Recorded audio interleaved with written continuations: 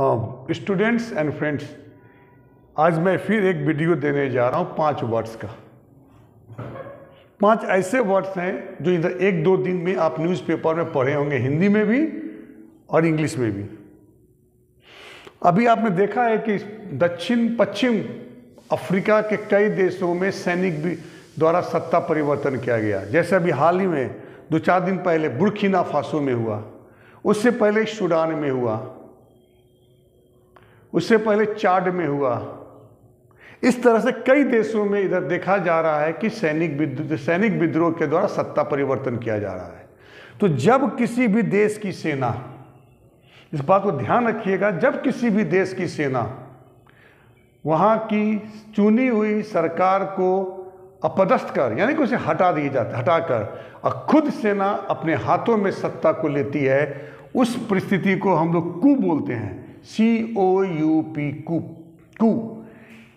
अब सबसे अच्छा एग्जाम्पल अगर आप जानना चाहते हैं तो म्यांमार है मेरा।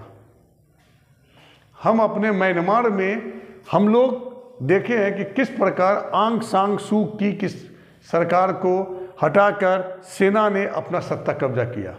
इसलिए वो वर्ड आता है कू। हमेशा याद रखिएगा, जब भी विद्रोह, सैनिक विद्रोह होगा, एक ही शब्द है कू। टॉपल संवैधानिक तरीके से कहिए, या कोई सरकार जब अपनी बहुमत खो देती है तो उसके लिए वर्ड आता है टॉपल। मान लीजिए भारत में कोई सरकार है, वो सरकार के MLA समर्थन वापस ले लेते हैं, दूसरी पार्टी को वो समर्थन करते हैं और वो सरकार गिर जाती है, तो उसे बोलते हैं टॉपल। ओवरथ्रो उस पद परिवर्तन को करते हैं सरकार की जब विद्रोह द्वारा पब्लिक विद्रोह करती है और सरकार हटा दी जाती है, यानी सरकार गिर जाती है और कोई नई सरकार बनती है। इसे हम लोग ओवरथ्रो कहते हैं। यानी सेना विद्रोह के द्वारा जब होगा सरकार परिवर्तन, कू।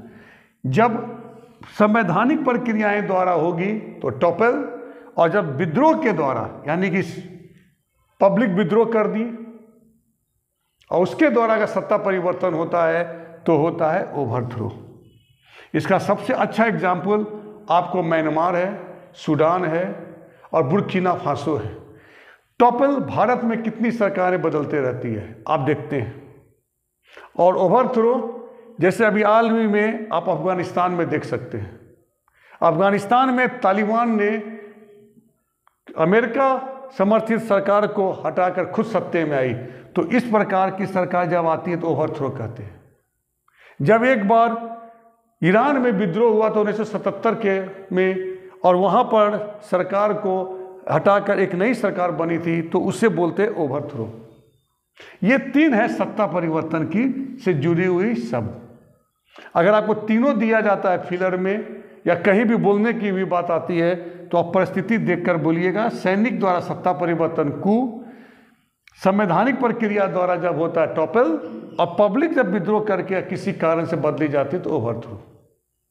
आज मैं 2 अलग वर्ड बता रहा हूं जो बहुत चर्चा में है, रैंसैक और वेंडल। दोनों का अर्थ होता है तोड़फोड़ करना, यानी कि जब कोई भीड़ तोड़फोड़ करती है या उग्र भीड़ तोड़फोड़ करेगी तो ये शब्द आते हैं। लेकिन थोड़ा अंतर है, जब आप ऑफिस के अंदर या किसी के घर में जाकर तोड़फोड़ कीजिएगा तो वो शब्द आएगा रैंसैक, और जब वही तोड़फोड़ रोड पर कीजिएगा, जैसे रेल के जला देना, जैसे आप बस जला देना, दुकान में आग लगा देना, तो वो हो जाता है वेंडल।